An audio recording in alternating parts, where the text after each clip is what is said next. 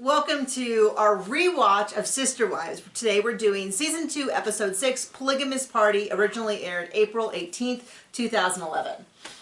This is another short episode, so it'll be a shorter recap, although we're trying to drag it out. A reminder, because many people are commenting on John's hair, reminder that... Still gone. For the rewatches and the family vlogs, we put them on Patreon 2 weeks early, so there's a bit of a delay. So if you're watching this on YouTube, it's 2 weeks after we actually filmed it. You're welcome to join our Patreon and watch them early. We love that. Thank you so much for our Patreon. We also have exclusive Q&As that air there that are not on YouTube. If you are watching on YouTube, thank you so much for watching us on YouTube. We appreciate that so much. I heard a question today before we get into the episode. John, if you had to be in either a polygamous sister wife situation, one man, multiple wives, or the brother husband situation with one woman and multiple men, which one would you do? I'd rather be a dog. My first thought was I'd rather be single forever, alone and dying alone, than either of those situations. But if you had to be in one. No thanks. You had to. Gun to your head. Okay. I couldn't decide either. I really genuinely can't, because I've never seen one of these dudes who I was like, oh yeah, this guy definitely is going to be a great partner for me. But watching the brother husband one, kind of feel the same. And by the way, I don't know if the maybe brother husband will be canceled by the time this airs, but if it's still on the air, come join us for our brother husband recaps. We are hilarious. I mean, we are. Speaking of hilarious, I thought of the alternate title that they should have made for this episode. Okay, tell me about it. Mary gives us the brown eye. John. Gosh, that's so inappropriate. I don't know, I think it fits with this episode. To give you, if you, I guess, didn't remember this episode, this is the episode where Mary goes and gets a colonoscopy because her sister died of colon cancer 11 months after she was diagnosed. So her sister died when she was 31, 32. She was diagnosed when she was 31, and within 11 months passed away, leaving behind 4 little kids. Very scary. They were like, immediately everyone in your family should get tested. And then Mary's like, it's been 6 years and I haven't. And so like that gave me anxiety, where I was like, oh. But I will use this little time, this little platform to remind you that if you do have preventative tests, early detection tests that you are avoiding, please go do it. I think next week or the week after, I have my boob squeeze, my mammogram appointment coming up. I think I mentioned this before, the reason that John has no hair is because he auctioned it off at church where they had a big event and a ton of people, including some of our dear friends, the mother, the daughter, and the granddaughter all shaved their head. Yeah. That's correct. That is something that they did. Raise money for somebody with cancer. Raise money for them. But the grandmother who shaved her head, she had cancer 6-7 years ago. Yeah. Something like that. And that was something that they did for her at the time. So she felt it was very important for her to repeat this legacy. And so they auctioned off different people shaving their head, waxed, you shaved your head and your beard. Almost got his legs shaved. I was kind of waxed. I was kind of excited about that, but they had a game where 3 of the guys that were going to do it went around and collected money, and whoever collected the least amount of money had to wax their legs. And I got the most. And John got the most because he leaned heavily into his connections and all of that. No, they had a lot of people from the local community, the local Christian community, some of the men's Bible studies, and John knows a lot of them. And so they raised a ton of money, quite a bit of money. 2 years worth of deductibles to give you an idea of the American healthcare system, but that is a huge relief for them. It was really wonderful. But then also our next door neighbor also has breast cancer. Both of these people, the gal from our church, who's one of the youth pastors, and our next door neighbor, are both my age. I'm 45, and I think they're like maybe 1 or 2 years younger or older, but they're right there, and they both have breast cancer. And my best friend last year also had breast cancer, and she's also within a year of my age. I think she's 1 year older. I always get confused which way we are. It's her birthday today. But I don't know whether they're just getting better detection or women are getting it earlier. I don't know, but if you are putting off that test, please go get it. Okay, we're done with the PSA. It's important, John. It's important. And It not is. the least of which is It's not, because not important. it's coming up for you. It's coming up for time for you to go take some preventative tests, which you are not. We're not going to film me doing that. I mean, maybe we get maybe we get the footage and we can slice it in. I'm sure everybody wants to see that. I don't know. They want to hear our stories, and I don't find us that interesting to begin with. But they're going to have this big polygamous party. Let me tell you what I feel about season 2 in general. It feels like they're just waiting for the big move. It just feels like they are kicking rocks. Or a divorce. Or something, because that is how this show, did we talk about sister wives in general? One of the big things that has always been to their advantage has been news stories leaking ahead of time, which is why it's not surprising that they have stories leaking all the time. Because the first season was really super interesting, but there's nothing in this season where I'm like, gosh, I've got to watch, except for the so-called, they're about to be arrested. And I have a couple videos on the channel where we talk about whether we think that was real or hyped up for TV. And someone who is well, I mean, everything that Cody says is the truth, so we can believe him. Well, and I've heard this rumor before, and someone who is on TikTok who was a polygamist, I think he's called the punk rock polygamist, and was on a he's in the same church as them and everything. He's no longer, but he commented and told everyone, but in response to my question, said that what he had heard was that they basically said, like, hey, if you leave the area, we're not even going to pretend to give you a hard time. Which I had heard from other people before, because the reality is that people in general were not really being arrested for polygamy. There's tons of polygamists, but that they thought that them going on a TV show made them look bad. I don't know that they actually would have arrested them. Plenty of other people, like the Dargers, who are still in Utah and stuff like that. But I still feel like a lot of this was like just played into Cody loves moving. And it looked dramatic for the TV show. I think you mean Robin wants to be closer to her family. Well, and one of the arguments that I heard is that Cody loves moving, and so Robin has a Pinterest. It's hidden somewhat now, but one of the top pins was a line from that movie, My Big Fat Greek Wedding, which was that the man is the head, but the woman is the neck, and she can turn the head any way she wants, which is... apropos, huh? I mean, it sure fits Robin and Cody's relationship, and so I could totally see that Cody is always up to move. He's always eager to get moving, and I could see Robin being like, you know, Vegas is really nice. It's pretty close to Utah, blah, blah, blah, blah, blah. But my long way to say, sorry, for those of you who don't like us talking, is that this is a boring episode. There's two main themes. One is they're going to have this party with now that they're out, they can have all their friends over, and then the other... Now that they're on TV, they're going to tell everyone that they're polygamists. No. Totally makes sense. They said it's a friendship appreciation dinner, which is funny because you know who else hosts? It reminds me of like our local electric company has a customer appreciation picnic and stuff like that, where they're like, oh, my son's dentist had a customer appreciation like ice skating or roller skating or some sort of sledding, some sort of party, but it was at night. And so our son goes to bed, much like us, goes to bed ridiculously early. So anything that's happening after like 5, we're like, no, we can't. Like, we've tried, and he sees the sun going down, and he's like, yeah, bed? It's time for bed. We went to a friend's Christmas party. Oh, that was a mistake. And yeah, they're like, yeah, there'll be lots of kids. There were kids, they were girls, and when we walked in, one of the girls goes, I don't know who he is. And I was like, oh, well, he's my son, and they were little kids. This was not age inappropriate. It was age appropriate. It just was a little bit, they were all watching it like a princess movie, and I was like, honey, do you want to watch this? And she's like, I don't know him. Mm-mm. And then we found out the kids were mostly her children, and they had family visiting and their kids. It wasn't like a kids' party. And then, yeah, as soon as it got dark, he like looked outside and was like, bedtime, home. Now, to be fair, I also looked outside, saw it was dark, and was like, home. I need the safety of my... And so then it was a matter of like, he was like, we're leaving. And like got his little stuff. He was all about it. Yeah, he was not comfortable being out past dark, which is fine because I have I have the same thing, although I try not to pass my own anxieties onto him. So I'm like, it's okay, honey. We're gonna, we're gonna say goodbye to our friends.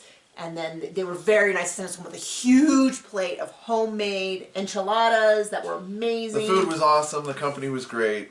Unfortunately, we didn't get to enjoy any of it until we until we left. Until you got to enjoy the leftovers the next morning. My son was like, home, home, home, home. And John's just talking away. Not a care in the world. And I'm like, okay, give me the keys, give me the keys. And so then we got in the car. And my son's like, I'm just joking, he doesn't have a watch. But I really felt for him with all that. But yeah, so they have a colonoscopy. So Mary's sister died at age 31. I'm guessing 32. She was diagnosed at 31, and then with 11 months she was passed. So that was 32. She had 4 little kids. And for the first time, I feel this is brought up foreshadowing. If I was writing a book, I would say this was foreshadowing. Where they talk about one of the huge benefits of polygamy, which they mention all the time, is that if anything was to happen to them, they have a built-in network to take care of their kids. If anything happened to Christine or Janelle, because Mary's child is almost out of the house, it's a little bit less of an issue. A lot of times when they talk about these things, they're really talking about Christine and Janelle, about how they would have a built-in, they would be safe. And then this is the first time when Robin says, well, my situation's more complicated because if anything ever happened to me, they have a biological father, so it wouldn't be as simple as staying here with the family. And I was like, the seed has been planted for what happens in 6, 7 seasons. As the worm turns. And what's funny is they're just talking about, once again, I would say 80% of the narration and the talking heads is Robin, of the women. Always. Always. If she's there, she's running her mouth. I mean, I don't know if she talks that much more than everyone else or whether the editors are enthralled with him the way that they are with Cody is enthralled with her or what. But she just was talking, and she was saying how these aren't their kids, these are my kids. And she picks up Truly, which I will say, I've always, since this show started, we started our rewatch, I always keep an eye on who's holding Truly. And it is the teenage girls or Christine. 90% of the time it's Christine, but I've seen Aspen, we saw Mariah. I might be projecting, but I swear when Robin picked up Truly was like... Anyone but this one. Anyone else. Aspen, are you around? Mom. Anyone. Because it's just, the baby did not seem uncomfortable. Now, that is, I am projecting because maybe she just doesn't like dog kickers. I know. Well, the funny thing about it is that I'm being a little dramatic here because, there'd be times that John would pick up our son and he would want mommy or vice versa. I'd help pick him up and he wants grandma. So I'm not going to say that I can't read into this too much, but in my head, I just have this voice of Truly going, anyone else available. Because I don't hate her, but not my favorite. That's just that energy I got off of her. They're going on and on about how if anything happened to them, I would raise them as my own. What do you were like, no way. Yeah, totally. I believe Robin. I actually She's like, man, it's going to take me 17 seasons to get rid of these other bees.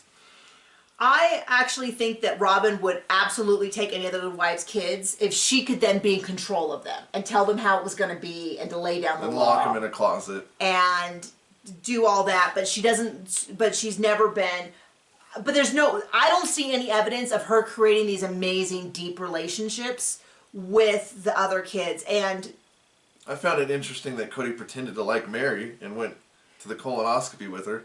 Other than McKelty.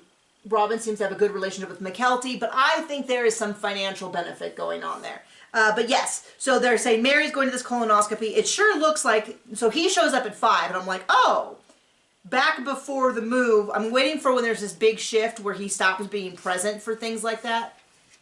I feel as soon as he can get away with it. So he shows up to take Mary to the hospital. Looks like they are the first people to arrive at the hospital ever. Dire snow-covered parking lot. There are only trails. They get in there at 5 a.m. I guess they're the first appointment in the snow. Convertible. With the cameras, the whole thing. Cody was in there with the cameras observing, and the doctor's pointing stuff out. I've not had a colonoscopy. I have picked up my father after a colonoscopy because they won't let them drive home. Although my dad did find out that if you don't take the anesthesia to make you all woozy, they just let you drive home afterwards. So he did that once because he had no one to pick him up. And I'm like, okay. He said he was awake for the whole thing. He said it was painless and a little weird. But I didn't know if they you could have visitors. I don't know if that's standard. So someone who's had a colonoscopy, let me know, or if that was just a TV thing. That's okay. I don't want to know. So one of the things that she says is that 6 years since her sister died, all or most of her siblings or all have gotten colonoscopies. All the ones that have gotten colonoscopies have had polyps removed. And the polyps are what are basically precancerous or cancerous. So I'm kind of like, why did she wait? Why did she wait? Maybe she didn't have insurance because she wasn't the favored wife. Well, I don't think they did have insurance. I also feel like, I don't know. I mean, I can't judge. I don't know. I feel mixed because on one hand, it seems wildly reckless and unwise. On the other hand, the American healthcare system is a huge mess. Well, so if we know anything after 17 seasons and then watching the first two again, it's that these people make wonderful decisions about everything.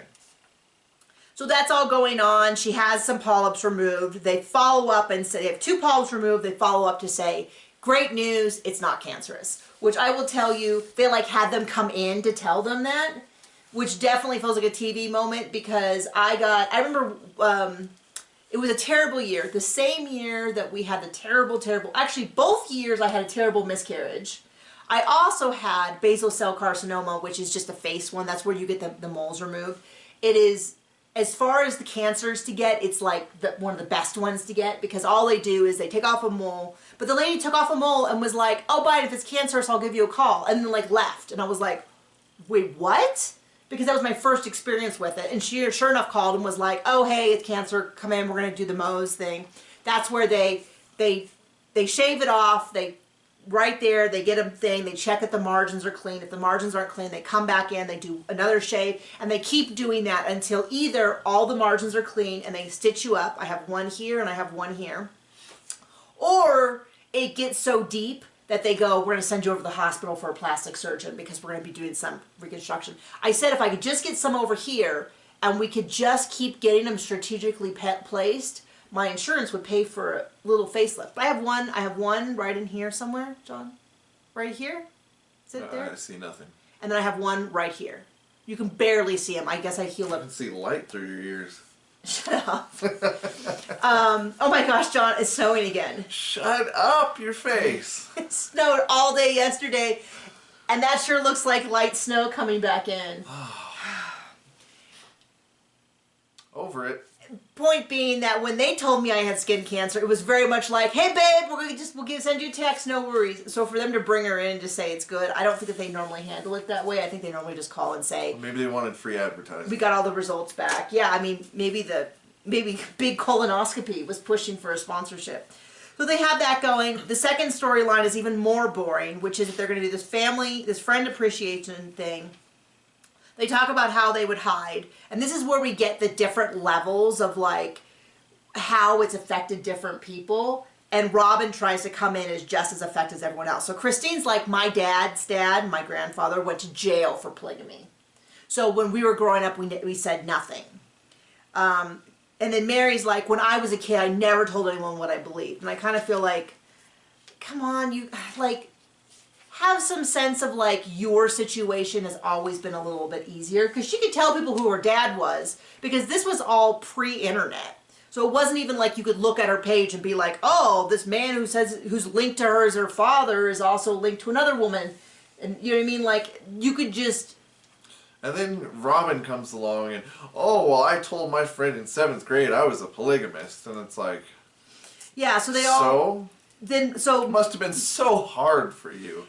So Mary talks about how she has kept distance from people, and Janelle says how people make a lot of assumptions. And they talk about how after the show aired, a lot of them are just like, oh, there's a lot of whispering. And then it was kind of funny because Janelle was like, other people who had unconventional families came over and gave me support. And then at the actual party, a gentleman was like, oh, I like texted her and told her like, you go girl or something like that. And so I'm like, oh, okay. I get what unconventional families were going on. But it seems like they have a lot of people over and then everyone takes their turn talking about, this is part of the show, having watched these polygamous shows for over a decade, I'm kind of over all the cutesy, wow, they're polygamous, and everyone was so shocked when I said that I was a sister wife. Like, I know that it's still unusual. Like, I don't know that we've met polygamists. We've seen polygamists. We looked at their houses. Yeah, we almost bought one, or we considered it. But for me, I'm like, okay, yeah, we get it. You're a special snowflake. Like, we get it. You're so interesting. But that was kind of the whole thing, and people say, oh, I guess Christine it sounds like Christine was the most out of everyone growing up. So a lot of people were like, oh, I was their token polygamous friend, which is how they also described, that's how Janelle described Cody and Mary as well, back before she married in, that they were their token polygamous friend. And so it's all kind of various things, and they all have these people over. They talk about, thank you for supporting us. It's just it's just not a lot happened this episode. It's kind of hard to get excited about it. And then they talk about, Robin does say some things, like she does talk about how she has this jealousy towards the other wives, and it's really difficult for her.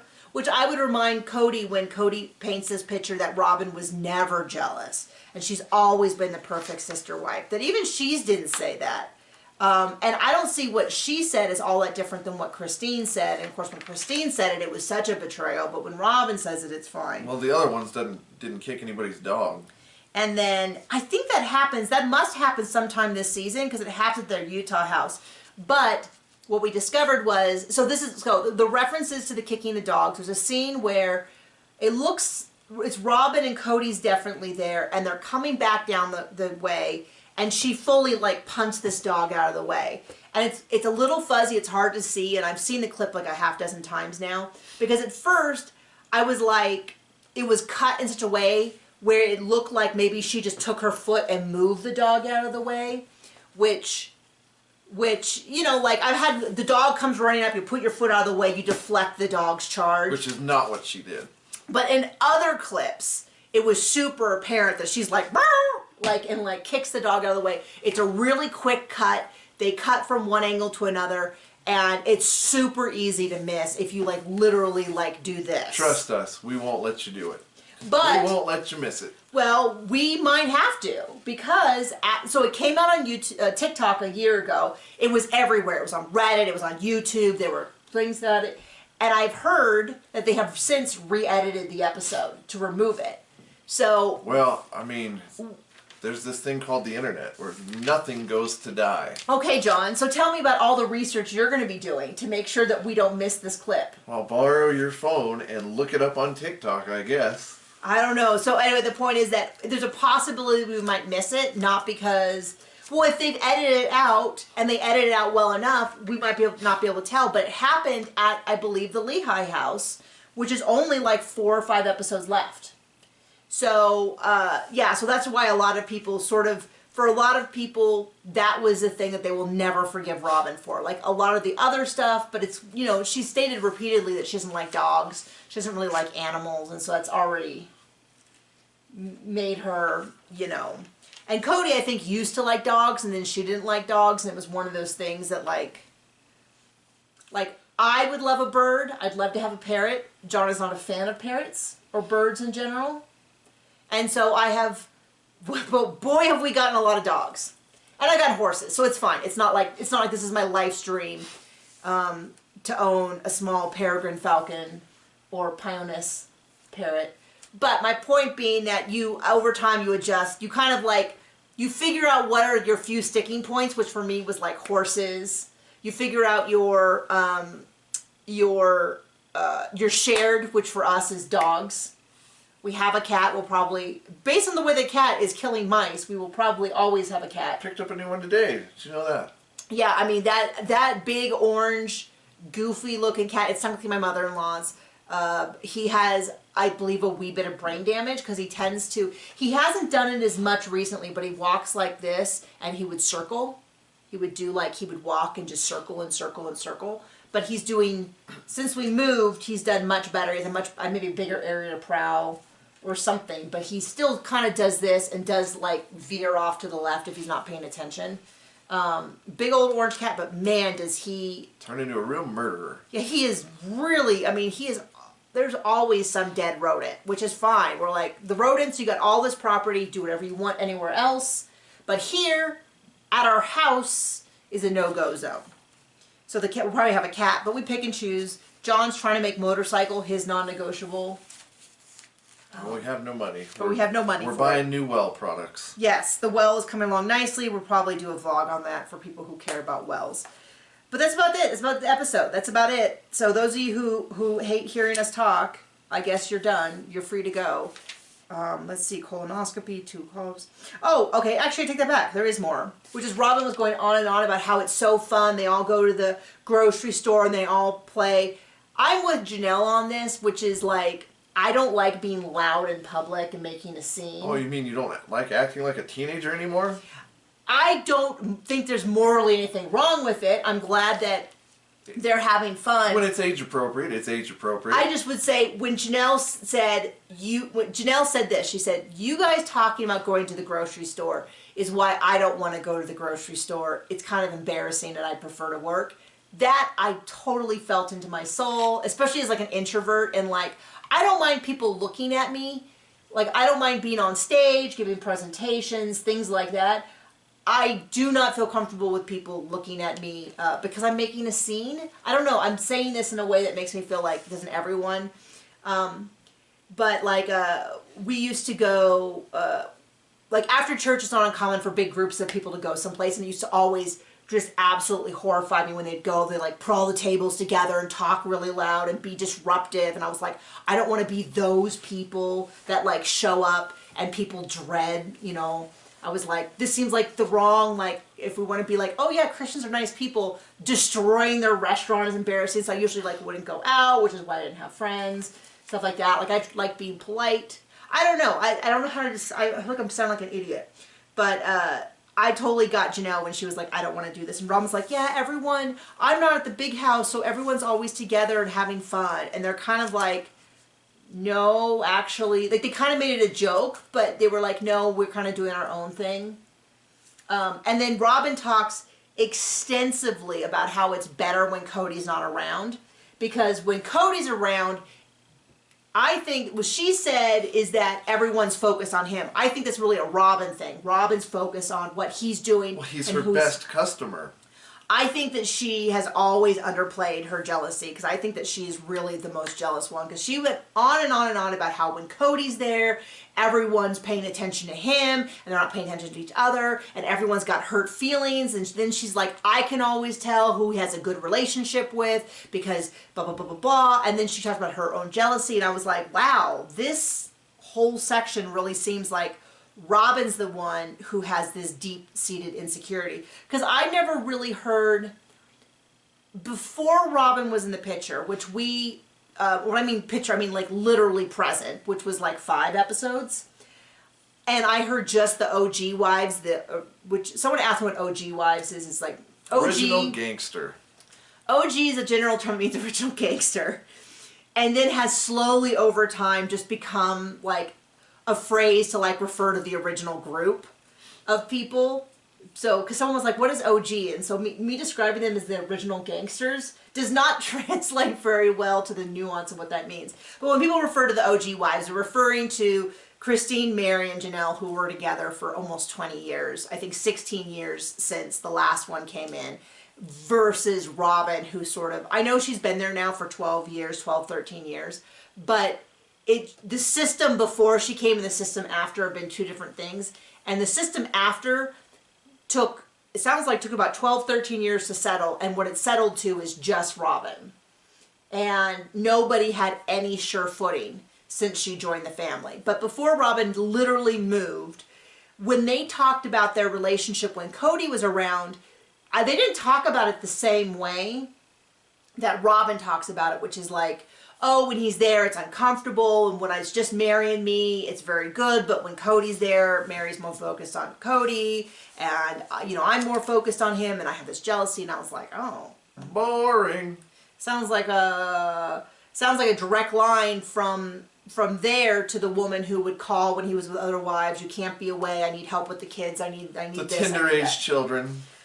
all of that. So we have a few episodes left in this season. I think we have one more short episode, and then we go into a couple of long episodes, which is like basically preparing for this move. Spoiler alert, we're going to have this big move to Vegas, hush in the middle of the night, and it kind of feels like, somebody said on a Reddit or somewhere, like, when did the family start falling apart? And I don't think it was like, boom. I think it was like lots of little steps, like a general decline with some bigger steps. And I feel like, I would say as soon as Robin came in. well, I think Robin, things were going to slide down, and then when she moved closer, we got another big drop, and then slide, and then marriage, slide. I think moving to Vegas was a drop, and then a slide. I think moving into the cul-de-sac was another drop, and then slide. I think moving to Flagstaff was another big drop and slide, and then I think the Isabel situation, well, COVID in general was like, it went from like a slide to the true colors. But I think even amongst that big slide, I think not going to Isabel's surgery was like another huge drop for everyone. But I think that's kind of what it was, downward trajectory with some big drops. And I do think that the move to Vegas was a big drop because they went from, I think, more accountability as to where Cody was to when they were all in the rentals. You didn't know where he was. And that was really apparent with some comments where they're like, we don't really know where he was. He right. was at Robin's. Well, I'm going to keep an eye out because they said that Mary makes this comment about it's going to be really eye-opening when we move into the cul-de-sac and people realize where Cody is. Because I think there was a big drop when he could start adjusting his schedule. And I think there's an even bigger drop, or another big drop, when everybody realized he had adjusted the schedule and all the kids could see that he was at Robin's house 80% of the time or something like that. Okay, thank you so much for joining us for another rewatch, and we will see you around. Bye.